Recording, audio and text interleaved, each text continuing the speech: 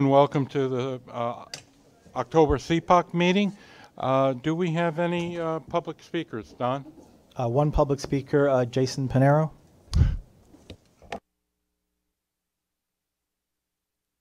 Sorry. Good afternoon, Joe. Nice to see you again. I love to see those updates regarding PTC. Is very comprehensive, something that not even New Jersey Transit Corporation does, that they're so way behind, but we should tell them to hurry up regarding our service on the west of Hudson. And I want to see more updates regarding Penn Access, Second Avenue Subway Phase 2, and obviously East Side Access. And I'm very excited to see the updates regarding the M9s, that I want to see them, although that I see them in pictures already, but I want to see them for myself. So that's all I have to say for today, and I will see you guys on Wednesday morning.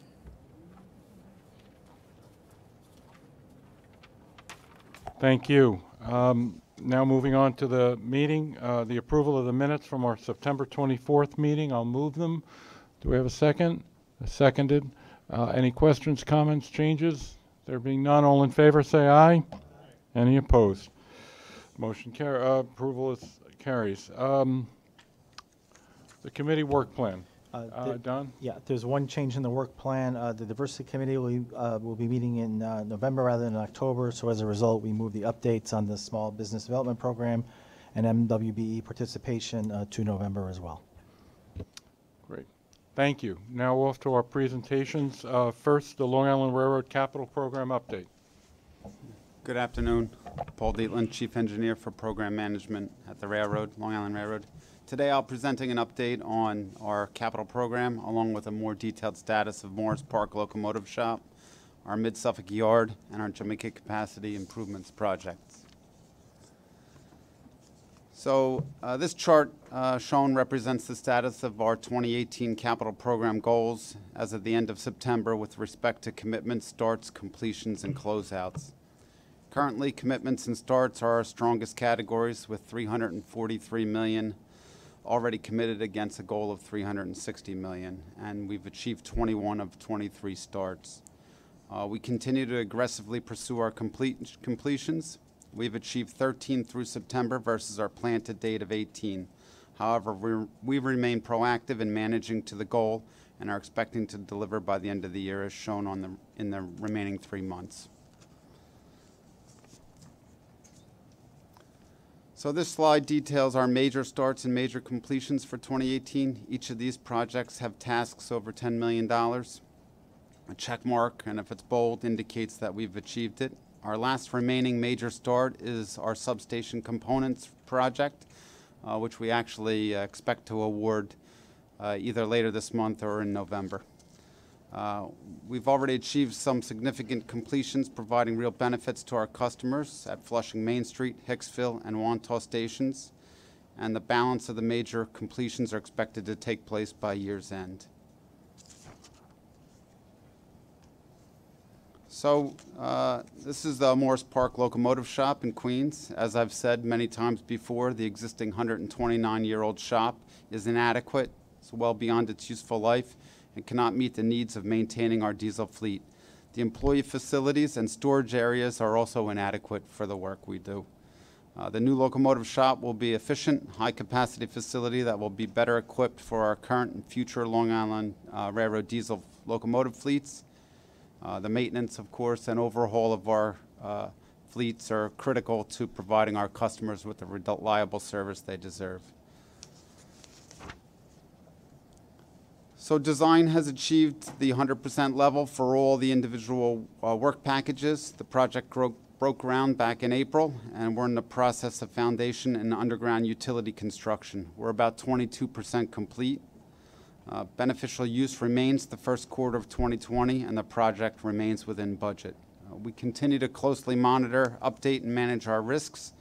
And as of September, we are closely following the long lead equipment status and coordinating third-party and Long Island Railroad force account work with our integrated project schedule. Here's just an aerial photograph from in the late summer. It shows the new shop space foundations in and around our busy yard operations. The Morris Park complex is critical to our operations, and we've minimized our project impacts through the use of controlled access and designated staging spaces. In addition, where feasible, major deliveries and activities are scheduled outside of critical operational hours. Previously identified in our risk assessment was the risk of subsurface obstructions due to the historic nature of the site. The project included an allowance for removal of those underground foundations. With our excavation portion of the project over 80% complete, we're projecting a minimal overrun of this allowance. However, we do not anticipate an impact that would adversely affect our contingency. The picture to the left depicts the placement of concrete within the drop pit foundation walls, which will support our future locomotive truck maintenance and overhaul. We're also progressing fabrication of long lead industrial equipment. The drop tables, turntables, and bridge cranes are all in fabrication, mitigating some of the risks identified during earlier assessments. And we continue to monitor these risks and have increased our focus on the special track work, which includes 14 turnouts. The submittal process for these elements is nearing completion, and we will be monitoring the fabrication status very closely. So now Mid-Suffolk Yard out in Ronkonkoma. As you know, this is an East Side Access Readiness Design Build project that will expand the existing Ronkonkoma Yard to the south with 11 12-car capacity storage tracks. The yard will provide the main line with the needed east end train storage capacity for East Side Access service growth and allow us to support mainline double track and third track's anticipated service improvements for our customers. In addition to the new yard tracks, the project will include a drill track, an upgraded employee facility, and storage facility that will replace the existing inadequate spaces.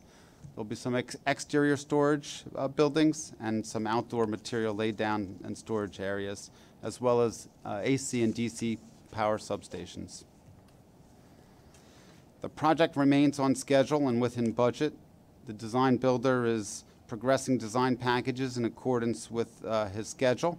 We're on average about 90% design level for each of the design packages. We continue to monitor and mitigate our project risks. As of September 2018, the most significant current risks we are monitoring include long lead special track work. Here at this location, there's about 17 pieces. We're expediting design and submittal review process. Track outage availability and coordination, and of course we have a regular track outage planning process both for 2019 and our 5-year look ahead. And we're also monitoring PSE&G Power and their planning process to bring new feeders to our new DC traction power substation, which will feed the new yard. One other element we'll be watching is our signal equipment design and fabrication as we upgrade our Ronkonkoma's, the eastern interlocking in Ronkonkoma, which ties into our lead tracks, from a relay-based to a processor-based systems. So the site's large. It's over 15 acres. It's just one of those wide-angle camera views of the site. In the foreground, you can see the foundation of the new employee facility in place. The site's also cleared into the background. It's about 1,700 feet. And we're going to make way for the new storage tracks there. Structural steel for the new buildings in fabrication. And on the lower right, you can see a new retaining wall nearly complete. Once that gets completed, there's a laydown area, existing laydown area that we're going to relocate those materials from to put in this new laydown area, and finish grading can begin. And lastly, I'll provide an update on Jamaica. As a reminder, Jamaica Phase 1 is a East Side Access Readiness project that includes construction of a new platform south of the existing platforms at Jamaica Station, as well as modification and upgrade of the railroad infrastructure. That's shown in green and red in the middle of the slide. This work will address capacity constraints at Jamaica Station and enable implementation of future increased Eastside Access opening day service to 4 western terminals. Under the direction of our president, our planning groups are still evaluating our baseline Eastside Access service plan and reviewing for opportunities to provide the optimal service.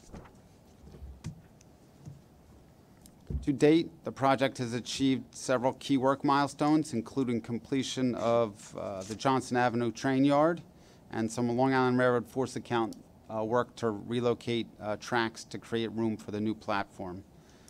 The project remains on budget. Third-party completion of the new Platform F is currently on schedule for the third quarter of 2019. The supporting track and signal infrastructure work for Platform F and the universal crossover completion have been reforecast 12 months to the third quarter of 2020 and the third quarter of 2021, respectively, recognizing that significant signal support will still be required for PTC, Eastside Access, and other Long Island Railroad projects. The overall beneficial use of the platform is still planned to be complete before Eastside Access opening day. We also continue to monitor, update, and manage our project risks. As of September, we're closely coordinating the third-party and Long Island Railroad force account work with an integrated project schedule. We're monitoring other major projects relative to manpower needs and available resources and resequencing our work where possible to take force account off the critical path.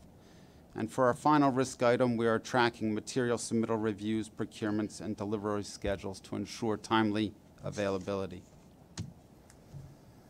And here's just a few photos. As shown, the structural steel installation for the Portal Bridge connector has begun up at the mezzanine level.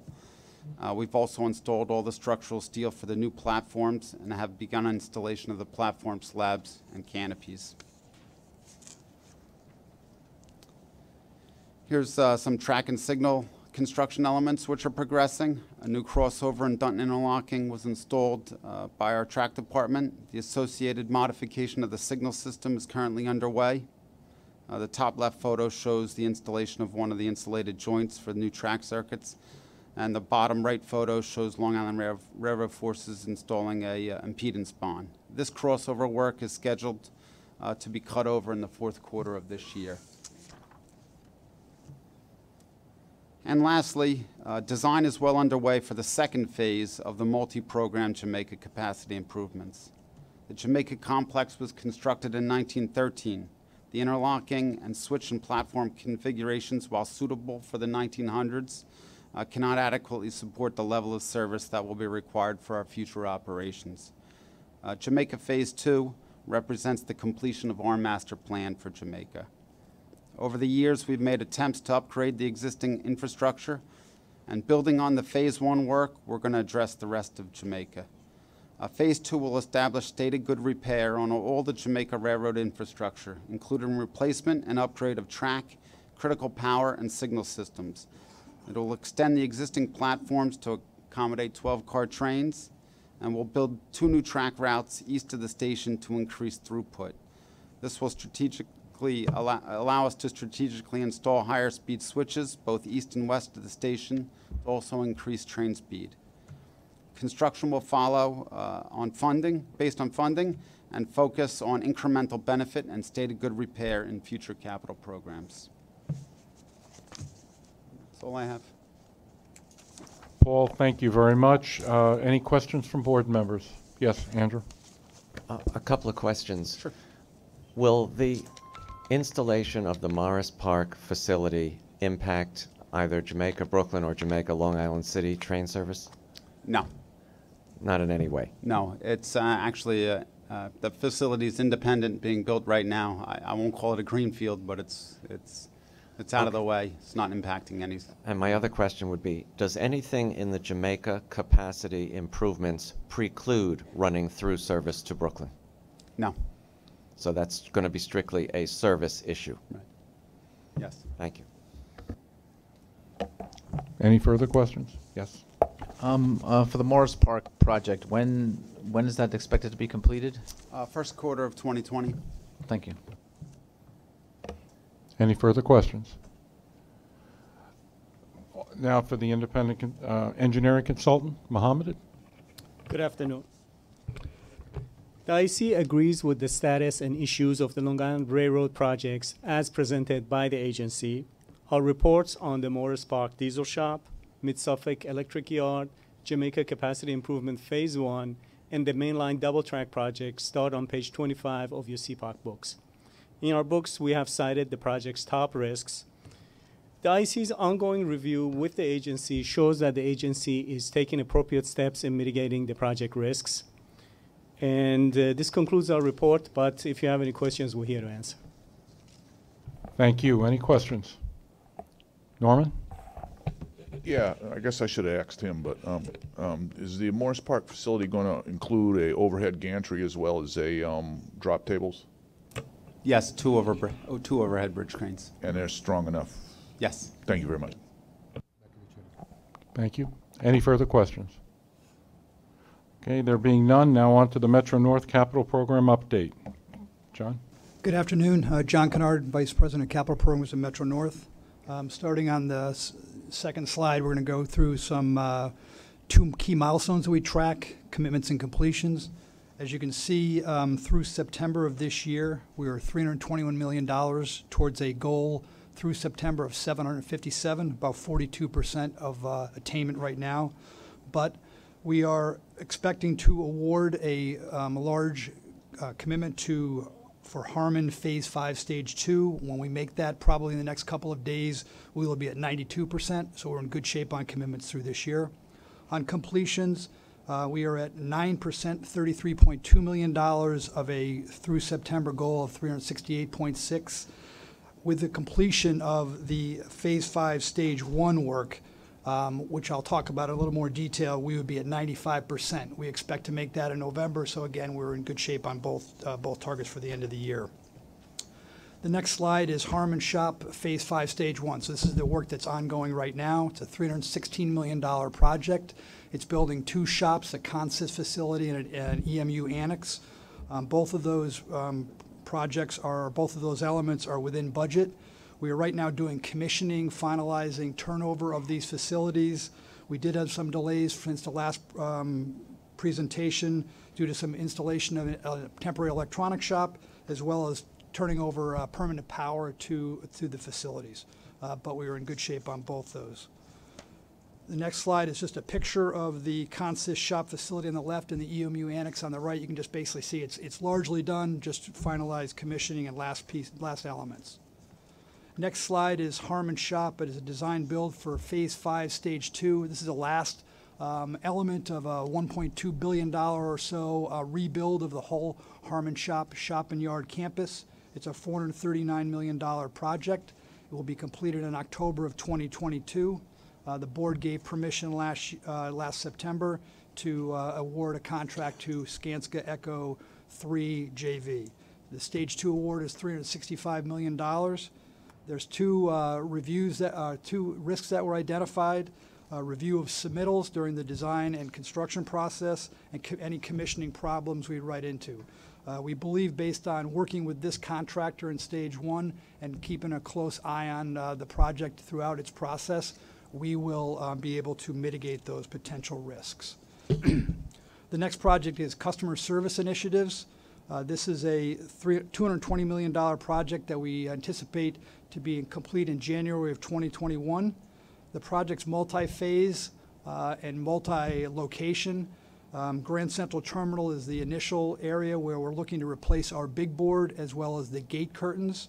And we're also looking to make improvements at 19 outlying stations where we'll improve customer service provision. We'll also add security cameras, and where appropriate, we'll add central control for our elevator systems. The pictures you see at the bottom, it's basically on the left, the GCT is an LCD technology for our big board. As we move to the LED, you can see the sharpness that we're expecting to get from it. The gate curtain, similar thing. With an LED technology, we expect to get a much clearer image for our customers. Slide 7, the key to this is there's 8 contracts that we've awarded to different parties. Design work is underway at 7 of these, one of them being a construction manager, so we don't have any design work, and fabrication is underway.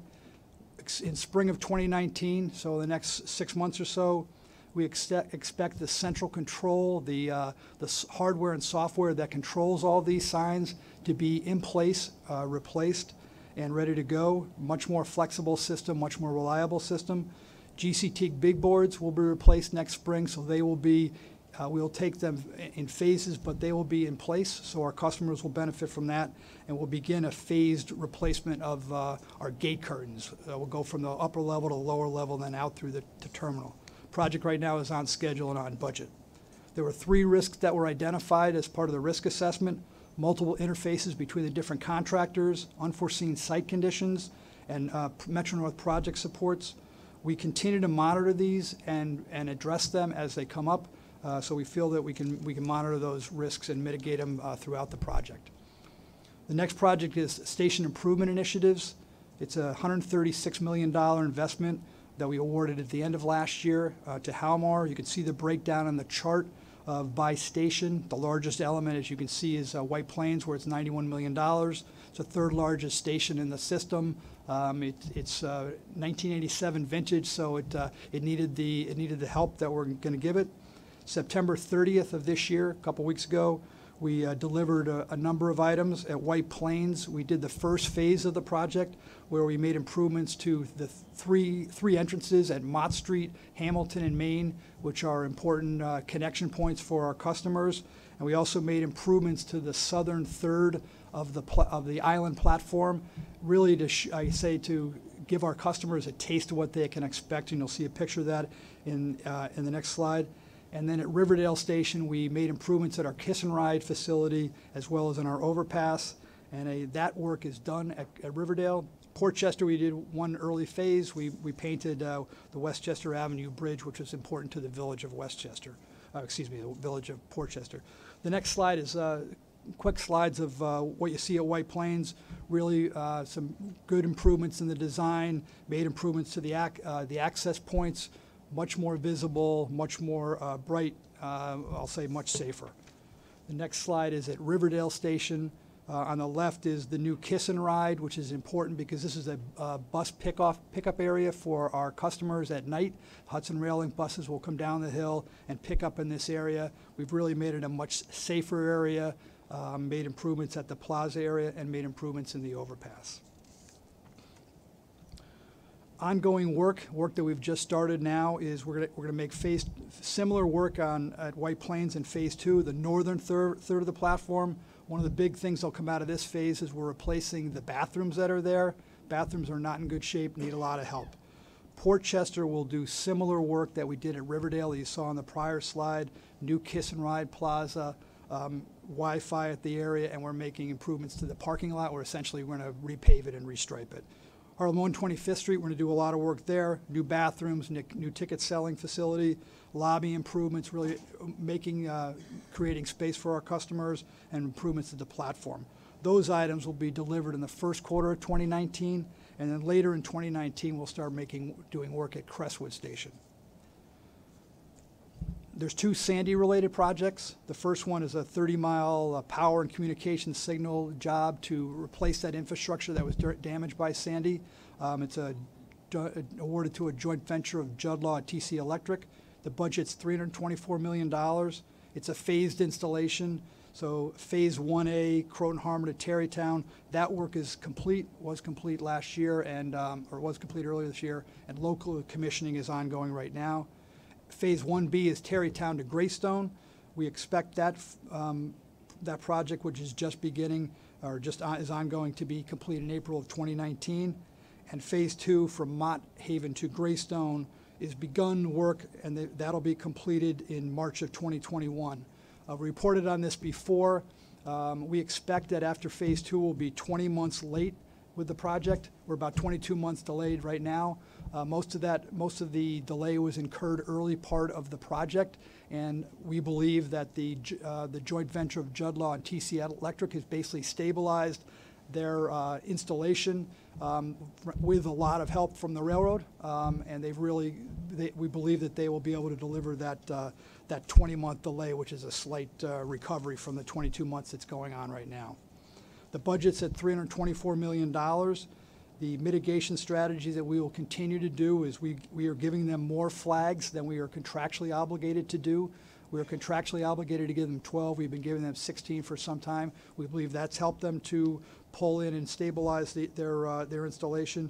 And we continue to review the outage sequencing and the system routing. Essentially what we did was worked with them to try to find the places where there was less interference by either rock, existing systems, or the river. So really working closely with them. Next slide, it's just pictures of the different areas. You can just, the pictures to me, they just indicated the challenges of working in this area. River, riprap, railroad, et cetera. You can see you have to get underneath platforms, et cetera. So it's been a real challenge. The last project is the replacement of three substations at Croton, Harmon, Riverdale, and Terrytown. We expect to complete that in April of 2019. That's a slip. We thought we'd be done by the end of this year, but we continue to have challenges with protracted testing and commissioning of these systems. Need coordination with Con Edison and tying into our SCADA system. So we're working towards that, and we expect to have that done next spring. The last slide is just slides really showing you where we are with these substations. They are largely done. The infrastructure is largely there. Everything's ready to go for testing, commissioning, and final cutover. I'll be happy to answer any questions. Thank you, John. Any questions for John, Metro North? Okay. There being none, let's hear from the independent consultant. Mark? Yep. Good afternoon. The IEC reports for the 3 Metro North projects can be found starting on page 54 of your book. Starting with the Harmon Yard, as you heard, Stage 1 is now scheduled for substantial completion next month. In the IEC's opinion, there is still a potential for a minor delay due to uncertain nature of testing and commissioning. The delay has thus far not resulted in the need to increase the budget. Based on the IEC's review of the budget, there is a small amount of project contingency money remaining until the end of the year. Stage 2, a reminder, a risk brief outlining the results of the risk assessment was included in last month's CPOC book. The Stage 1 schedule issues will not affect the Stage 2 duration and thereby completion of the overall Croton-Harmon Yard program. Moving to the Hudson Line, there's been no delay in the last year. The contractor is achieving productivity levels equal to or greater than those planned, leading us to believe that further delay can be avoided. The IEC is forecasting that the budget will need to be increased further to cover additional soft costs due to the extended schedule and to expected quantity adjustments in Phase 2. That concludes my report. Chris? Good afternoon. Based on the IEC's review, we find the CSI program is on schedule and budget. GCT access and M&R flagging resources continue to be a challenge. The project team is actively managing these issues. That includes my report. Thank you. Any questions? Okay. Now on to the progress report on the M9 railcar procurement. Jim Allen.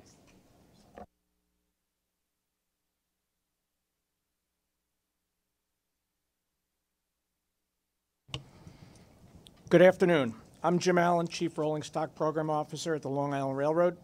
This afternoon, I'm pleased to be briefing you on the progress of Long Island's M9 project, as well as the Long Island Metro North M9A procurement. The cover slide shows Long Island's new M9 cars in the Ronkonkoma yard undergoing horn testing. Long Island Railroad awarded a contract to Kawasaki Railcar in 2013 for a base order of 92 cars, which has a current budget and EAC of $403 million. The current EAC is due to safety, reliability, and maintainability design improvements, and modifications required additional time, as well as delays encountered by Kawasaki. This includes a low-speed incident caused by Kawasaki's freight provider while pushing the test cars in a yard. While the 8 pilot cars were damaged and had to be diverted to for repairs to Kawasaki's facility in Yonkers, it's important to note that Kawasaki is being held accountable for anything attributable to the incident and are in the process of restoring the cars to new condition. Recently, an agreement in principle has been reached with Kawasaki to resolve all open commercial and technical issues on the project, including delays to the project as a result of the pilot car incident. As part of this agreement, Kawasaki is committed to manufacture an additional 110 M9 cars at the 2013 contract price of $2.2 million. Additionally, Kawasaki has also agreed to hold the base car price of $2.8 million. It should be noted that both prices remain well below what other car builders proposed during the M9 RFP process and significantly less than what other agencies paid for similar cars in recent procurements. As far as the 110 car option is concerned, the allocated budget is $331 million, with an EAC of $318 million, leaving approximately $13 million available for contingencies. In total, these 202 cars will replace Long Island's M3 cars and augment our existing M7 fleet, allowing LIRR to support anticipated ridership growth and additional electrified service demands. Slide 3 identifies some areas of schedule slippage from our last briefing in October 2017. Unfortunately, as I mentioned in discussing the previous budget slide, damage to the cars that occurred while Kawasaki was shipping them to the MTA in the final stages of the project has also had a negative impact on the project schedule as identified above. The bottom line is that the M9 cars will enter revenue service in May 2019. Delivery of the 92 base order cars will be completed by January 2020, and the 110 option car deliveries will follow and be completed by December 2020. One of the main issues this car procurement addresses is with crowding in our cars. These M9s are truly the next generation of commuter rail cars. They will help us expand our fleet capacity and is the first step in allowing us to meet the anticipated ridership for East Side access, and with the completion of the LIRR expansion project, also known as Third Track. Customers expect great service from us, and having these new cars in revenue service will help us deliver that increased reliability to them. Slide 5 shows a list of the many customer amenity enhancements made to the M9 car. I won't go through them all, but on the next few slides, I have some pictures of the changes that we consider to be major improvements over the M7 fleet. Additionally, the highlighted items on this list all deal with the toilet in the car and were implemented in direct response to comments made to us by our customers in focus group studies. Slide 6 on the left shows a new closed-loop armrest, which is designed to prevent ripping customers' pants pockets. Back up one more. Got armrest on the left, and then on the right is the AC outlet, which are located in each row. Slide number 7 on the left shows another feature of the M9 cars, where the destination sign inside the car will identify to passengers which car they are located in. For instances, when trains arrive at platforms at stations with short platforms. This feature will prevent customers from having to scramble and run between cars when the doors in their car do not open. On the right-hand side of the slide, another feature is that the train destination is identified on the head end of the car, so the passengers standing on the platform can see where the train is headed as it enters the station. Slide 8 on the left shows another new M9 feature, which is the powered BN door. This will allow passengers to pass between a married pair with the touch of a button. On the right-hand side of the slide is the interior layout of the car, showing the new interior colors, which were chosen by our focus groups in the early stages of the project. The next slide lists a number of safety and security enhancements made to the M9 car. Again, I won't go through them all, but some of the major items are PTC, CCTV, and we increased the strength of the car in the B end in response to some past incidents where this area of the car was impacted in a collision. Next slide is a view of Kawasaki's manufacturing and production facility in Lincoln, Nebraska. On the left is a shot of the car shell being assembled and welded together, and on the right is the bare interior of the car with the wiring being installed. And this illustrates the complexity of the wiring that runs all the various systems in the car. On slide 11 are two pictures of Kawasaki's Yonkers facility, where the work identified to the left will be completed. The cars are then shipped to Long Island, where they complete acceptance testing and are then placed in revenue service. Now I'd like to move on to the M9A procurement. This slide shows our latest rendering of the exterior of Long Island's M9A car. The M9A project will be conducted as a joint procurement to include Metro-North, with Long Island Railroad serving as the lead agency. Next slide, again, are industrial designer renderings. The one on the left shows a new design for the passenger seating, which includes an AC and USB outlets under the seats, as well as an enlarged headrest area.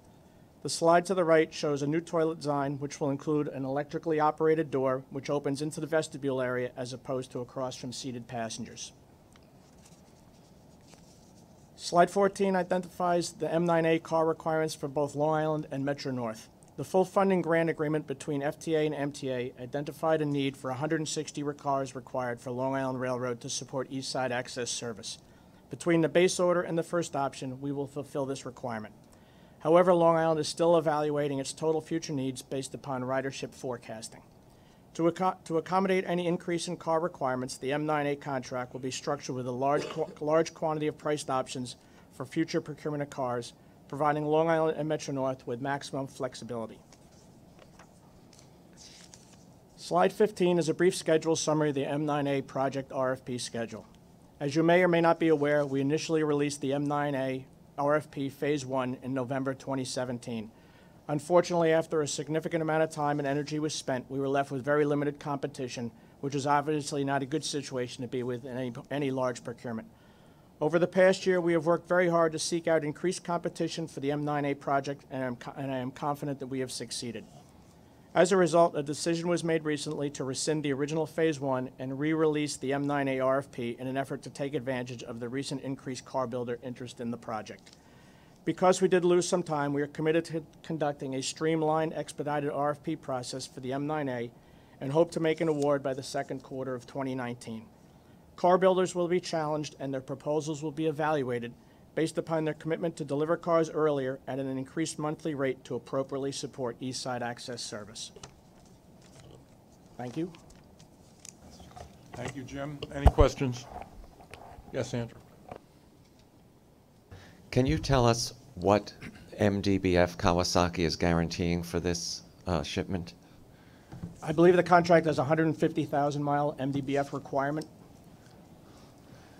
And are they just sticking to that requirement? They're not saying we'll give you 200 or whatever? They haven't guaranteed anything in excess of that. The M7 fleet, if you're aware, had 100, I believe it was 100,000 MDBF, and they're achieving 500,000 MDBF, which is phenomenal, and we hope to replicate that. And that the minimum 100,000 will be whether it's running on Long Island or Metro North? Well, M9s will not be, M9s are not running on Metro North, but M9A, yes. Yeah. It's the same requirement for both railroads. Thank you.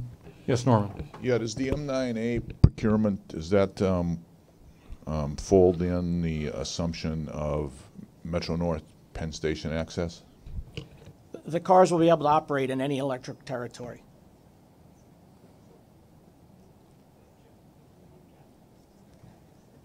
Oh, they can't go to, you can't go to catenary, right? So, no. Thanks, John. I'm sorry, I apologize. I misunderstood the question. You don't have any cat over there. Any further questions? All right. Thank you very much, Jim. And now on to the independent engineers report. Joe DeVito. Thank you. The IEC's vehicle report can be found on page 79 of your CPOC book. Based on our project review, the IEC can concur with the agency's report on the M9 vehicles. One issue I'd like to mention, since our October 2017 report, the project has incurred a 9-month delay, primarily due to the issues Kawasaki had in delivering the pilot cars to the Long Island Railroad, now making delivery and testing of the pilot cars critical. That concludes my report. Thank you. Any questions? Yes, Mitch. So in reality, there were two sets of delays. There were the original delay to get the cars ready, and then there was the second delay of the accident that took place when they were trying to deliver the cars that they had been delayed in building in the first place. Is that my understanding of what happened? That's correct. Last year, we reported a 6-month delay, and now it's up to a 15-month delay based upon the incident in Chicago, yes. And as a result of that, you had indicated in your earlier comments that they are providing us with a fixed price for new cars below what they may have charged us if we had put it out for a new RFP for the second set of cars. Is that the... Well, the base car, as part of this agreement, they agreed to hold their price from the contract, which was $2.8 million per car. Right. And also for the option cars, they agreed to hold the price from the contract, which was $2.2 million per car, regardless of what else has gone on the project since then. So Okay. And they agreed to build an additional 110 cars, and they agreed to continuous production, which is a very important element to point out also. At one point, there may have been a gap between the 92nd and 93rd car. Right. Which is not a good situation to be in with skills retention and dragging the force account on. And how much of the 9A car is the 9 car? Or the other way around? I would say it's whichever way you want me to ask the question. Well, we always do lessons learned. Right. M7 became lessons learned for M8, Right, M8. that was my blah, blah, point. blah. So yes, we've done a tremendous amount of work because the M9A has been delayed in going out of lessons learned on M9. So for the customers, the cars are probably 95% common, except for the electric bathroom door, and we have some other ideas that we want to do inside the car. But as far as bumps we hit along the road on the M9, absolutely folded those into the M9 design. It probably, M9A design. I mean the 9A design, correct. Right. It probably increased the size of the spec another 100 pages, but it was things that we battled with Kawasaki for 3 and 4 years that now we're going to require it. It won't be up for debate or argument or negotiation. And the ability, you had indicated, some benefit in the delay by enabling you to get additional, maybe, because you won't know that until you actually send out the new RFP, more competition in the building of the 9A cars. Correct. The RFP just went out last Wednesday, but we have reason to believe that up to 6 car builders will participate. Either the environment or the dynamics of the industry in the last year has changed. Some companies win jobs, some companies lose jobs, and we find that there are a number that are more actively chasing jobs, if you want to use that term, as in the past. And in all of your years doing this, what has been the largest number of car manufacturers that ever bid on one of the MTA commuter rail car purchases? Well, on the M9, we started with 7. We ended up with 6. And at the end of the day in BAFA, we ended up with 3. Okay. And that was from a worldwide search of 23 car builders in 15 countries, boiled down to 7. 1 wasn't qualified, and 3 decided they weren't going to do business for whatever reason. We ended up with 3. We had less than 3 on M9A, I can tell you that. The first time? The first time, right. Correct. The goal is not to have less than 3 the second time. Exactly. We hope we have 6. Some new players in the MTA, which is always good. We had that on M9, which was a big benefit to us, we believe, to get the price down to the 2.8 or the 2.2 that we have now. So at the end of the day, we think it was well worth our time to and we had some issues that my friend to the right of me helped us with, but it's stalled, but I think the stall at the end of the day will have helped us. And as I mentioned, we're going to take a more aggressive RFP approach. We're not going to give 3 months for this and 2 months to that. We can't afford to handle things the way they had been handled in the past. There's faster ways to do these procurements. Okay. And we're going to try our best this time. Thank you. Who was the transportation sub that crashed the cars? It was a freight provider that Kawasaki contracted with. The cars were coming from Colorado from the test site, so they were under Kawasaki's control, and they made a decision to go with a freight provider, and he didn't follow orders, and the result was the incident in Chicago. He shall remain anonymous. I don't want to say who it was because they sub work out, and different people touch cars in different locations, so. I'm sure they were disciplined appropriately. More training. Any further questions? Thank you. Debbie Chin, PTC update. Good afternoon. A copy of the detailed report for PTC is in your CPOC materials. In the interest of time, I'm going to give you a summary of the presentation. As you know, both project teams have been focused on federal compliance at the end of the year, and happy to report that both railroads are on target to achieve that. Both railroads submitted their revenue service demonstration applications to the FRA in September, and I'm happy to report that Metro North actually got their conditional approval on Friday, so we expect that Long Island Railroad will get theirs probably by the end of the month. We're kind of like 10 days behind them. We are completing all of our installations and training by the November timeframe. The current baseline software that we had gotten in September, which we're testing right now, both in the factory and the field, has proven to be very workable and operational, and we expect that that's the release that we will be using to enter into RSD on our pilot segments. So right now, Metro North will initiate RSD on the Hudson line in November, and Long Island will initiate their RSD demonstration on Port Washington in December. As part of the federal requirements, both railroads will also have to update their PTC implementation plan, and as part of that plan, we will be including our alternative schedule. And in that alternative schedule, we will have details of the sequence and the plan to roll out the rest of the network. That plan will also include when we will submit our safety plan for FRA approval, and also include when we anticipate to have full interoperability with our tenant railroads. And that should be available to the board as well as to the FRAs in mid-November. That basically concludes my report. If you have any questions, I'd be happy to answer any. Andrew?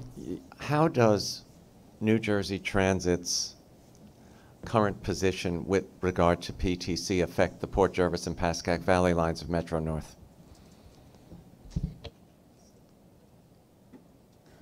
Can you hear me? Yeah. With respect to Port Jervis first, they are providing the wayside hardware and we are installing it. So we have all of the hardware and are making good progress in terms of installing it. So we have no issues with respect to that portion of PTC compliance. In terms of the onboard installations, they, as you know, have been very aggressively proceeding to make up for lost time. Yes. And we've spoken to them as recently as last week, and they remain confident that those installations will be done in time to be compliant by the end of the year. On the Pascack, yeah. I'm sorry, on the Pascack Valley, they're taking care. That's in their implementation plan. It's their property, so they're entirely doing all the wayside installations. And my understanding is that that's done, so that piece is complete. All the way to Hoboken? I think so. Yeah. Yeah, I was told that it was done. Okay, thank you. Any further questions? Okay, there being none. Nabil? Yeah, good afternoon. The IEC PTC report begins on page 99 of the book. IEC agrees with the railroad's report as it provides a realistic assessment of remaining risks and approved mitigation approach. Since our last report to the board, the project team made good progress towards achieving revenue service demonstration by advancing PTC equipment installation and training of railroad personnel. With respect to testing, as reported by the project team, a new software release is required to address a higher than expected number of variances. The project team took proactive actions to mitigate this issue by submitting the RSD applications to the FRA without waiting for the development and testing of the modified software. This allowed the FRA to start review the RSD applications concurrently with additional software development and testing. The IEC would like to note that the performance and durations of revenue service demonstration remain dependent on the system integrator's successful development and testing of the updated software. However, the railroads have mitigations in place to ensure that federal compliance is achieved by the end of the year. This concludes IEC presentation. Thank you. Questions? Commissioner Zuckerman. Thank you, Mr. Chair. Nabil, question for you. Sure. The part that's most murky for this board, because I don't think anyone in this board is a software engineer, is the forward progress that can be made in software, because it's not 10% of work equals 10% completion with software. It is a very circuitous process where you could put in 50% of the effort and only be 5% done. Could you give us some color as to your perspective as the independent engineer as to how we are progressing, how the systems integrator is progressing on the software development, and what your views are of their progress to date? Sure. The system integrator did progress the onboard software as well as back office servers. When it came to integration testing, there were a number of variances that needed to be addressed. So in terms of the version of software that's going to be used for the RSD, for the Revenue Service Demonstration, the railroads had to wait for the new version, which is 3.2, to be completed so that the railroads can demonstrate the functionality to the railroad, to the FRA. The success by the system integrator in addressing all of the pending variances will make it available for the will make the railroads successful completion of the RSD dependent on that. In other words, the number of variances that would still be outstanding could impact the duration of the RSD.